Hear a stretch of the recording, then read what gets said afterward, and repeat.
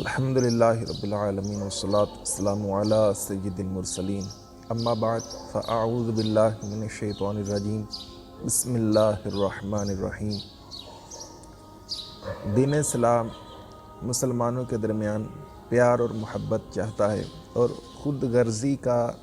جذبہ کم کرنے کی ترغیب دیتا ہے اور اس کے مختلف طریقے بھی بیان کرتا ہے تاکہ انسانوں کے درمیان مساوات بھی رہے، محبت بھی قائم رہے اور خود غرضی اور اپنی ہی برتری کو چاہنا یہ جذبات کم ہو جائے۔ نبی کریم علیہ السلام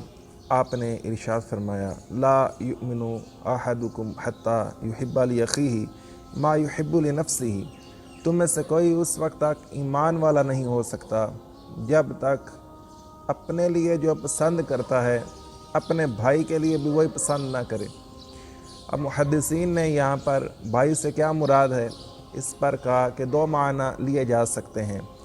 ایک یہ کہ یہاں پر مسلمان بھائی مراد ہو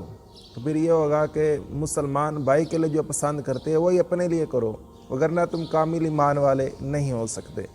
دوسرا یہ کہ عموم کا معنی لیا جائے، سارے انسان اس کے اندر آئیں، تو اب اس میں کفار بھی شامل ہوں گے، مسلمان بھی شامل ہوں گے کہ تم اپنے لیے جو پسند کرتے ہو دیگر انسانوں کے لیے بھی، اپنے بھائیوں کے لیے بھی وہی پسند کرو۔ تو اب یہاں پر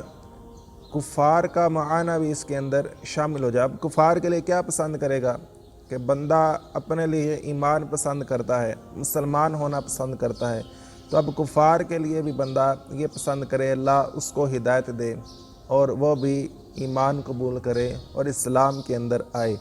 تو اب اس کے لیے ہدایت کی دعا کرنا، نبی کریم علیہ السلام آپ کی یہ سیرت سے ملتا ہے کہ آپ نے غیر مسلموں کے لیے اسلام کی دعا کی۔ حضرت ابو ہریرہ رضی اللہ تعالیٰ عنہ یہ بیان کرتے ہیں کہ میری والدہ مشرکہ تھی اور میں اس کو اسلام کی دعوت دیتا، لیکن ایک دفعہ میں نے دعوت دی تو اس نے نبی کریم علیہ السلام کے بارے میں ایسی باتیں کہیں کہ مجھے بڑی تکلیف ہوئی اور میں روتا ہوا بارگاہ مصطفیٰ میں پہنچا اور نبی کریم علیہ السلام کی بارگاہ میں عرض کی کہ یا رسول اللہ میری والدہ کے لیے دعا کیجئے کہ اس کو ہدایت مل جائے۔ تو نبی کریم علیہ السلام آپ نے دعا کی، اللہ مہدی امہ ابی ہریرہ تھا کہ اے اللہ ابو ہریرہ کی والدہ کو ہدایت عطا فرما۔ تو کہتے ہیں کہ میں خوشی کے ساتھ وہاں سے نکلا۔ اب صحابہ کا بھی عقیدہ تھا کہ نبی کریم علیہ السلام نے ہاتھ اٹھائے ہیں، دعا کی ہے تو یہ دعا قبول ہی ہوگی۔ اور اعلیٰ حضرت امام اہل سنت، امام عشق و محبت، آپ اپنے اشعار کے اندر لکھتے ہیں کہ اجابت کا صحرا عنایت کا جوڑا، دلہن بن کے نکلی دعائے محمد، اجابت نے جھک کر گلے سے لگایا بڑی ناز سے جب دعائے محمد، بہم عہد باندھے ہیں وصل ابد کا، رضائے خدا اور رضائے محمد، کہ اللہ رب العزت کی رضا اور نبی کریم علیہ السلام کی رضا یہ آپس میں ہی رہیں گی، ایک ساتھ ہی رہیں گی، اس کا یہ دونوں رضائیں عہد باندھے ہوئے ہیں اور نبی کریم علیہ السلام دعا فرمائے تو وہ قبول ہی قبول ہوتی ہے۔ تو کہتے ہیں کہ میں گھر کی طرف آیا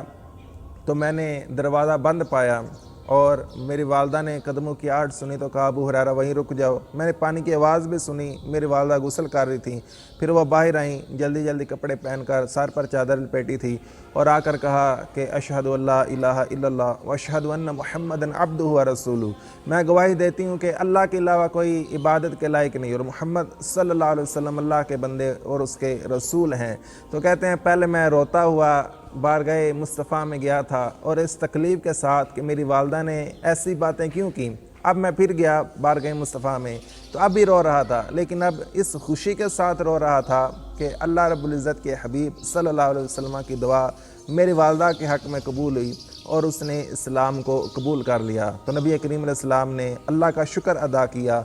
وقال خیراً، اور آپ نے خیر کے کلمات کہے۔ تو یہی ایک غیر مسلموں کے لیے کہ اسلام کی دعا کرنا کہ وہ اسلام پا جائیں، اور جو مسلمان ہوں ان کے لیے خیر کی دعا کرنا۔ تو اب مسلمان جو ہیں ان کے لیے کیا بندہ چاہے کہ ان کے لیے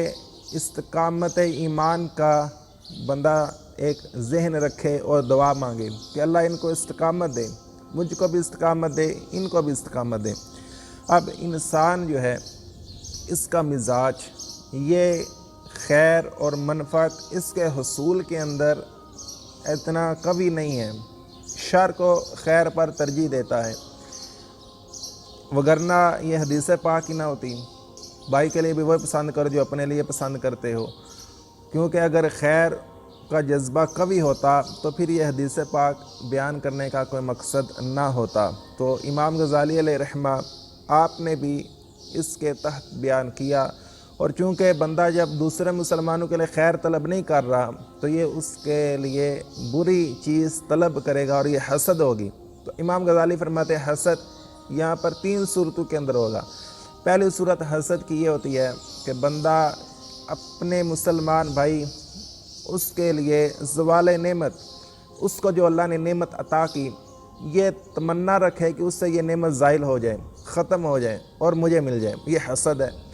اور دوسری صورت یہ ہے کہ نہ مجھے ملے نہ اس کو ملے، ان کسی کو بھی کچھ نہ ملے، کیونکہ اگر مجھے ملے گی تو پھر کسی اور کو بھی ملے گی،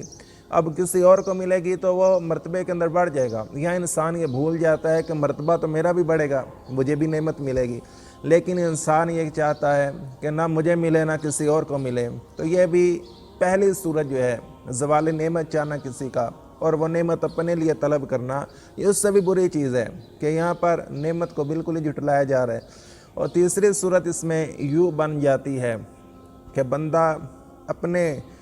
لیے جو مسلمان کے اندر جو چیزیں پائی جائیں، ترقی ہے، عروج ہے، مال و دولت ہے،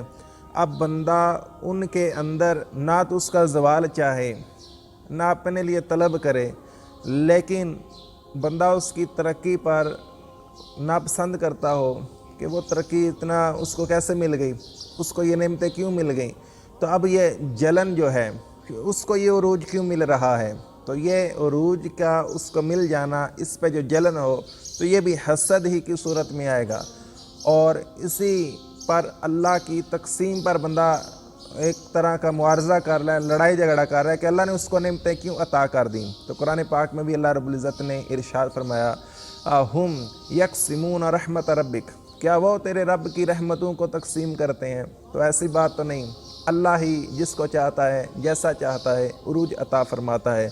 تو اب بندوں کو چاہیے کہ بندہ دوسروں کے بارے میں حسد سے بچے، کیونکہ حسد یہ نیکیوں کو اس طرح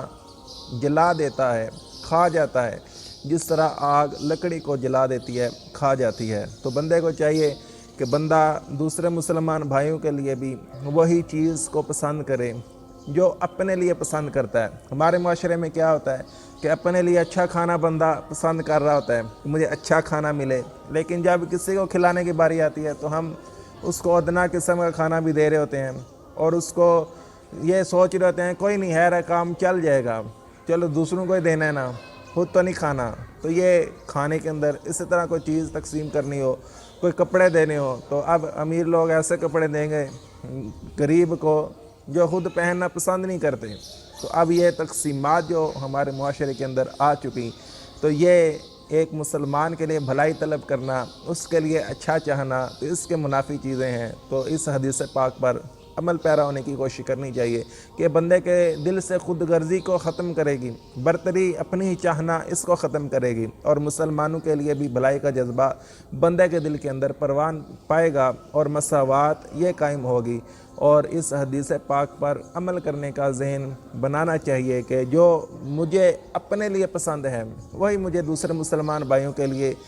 دیگر انسانوں کے لیے وہی چیز پسند ہونی چاہیے۔ اور یہ بندہ اپنے ہر معاملے کے اندر غور کرتا جائے کہ میں جو کام کرنے لگا ہوں کسی کے ساتھ، کیا یہ میں اپنے ساتھ ہونا پسند کرتا ہوں، رکھتا ہوں یہ پسند کہ میرے ساتھ ہو؟ اگر نہیں تو پھر بندے کو بھی رک جانا چاہیے اور دوسرے کے ساتھ بھی یہ کام نہیں کرنا چاہیے۔ اللہ رب العزت ہمیں اس حدیث پاک پر عمل پیرا ہونے کی توفیق عطا فرمائے۔ آمین بجائے نبی الامین صلی اللہ تعالی علیہ وسلم۔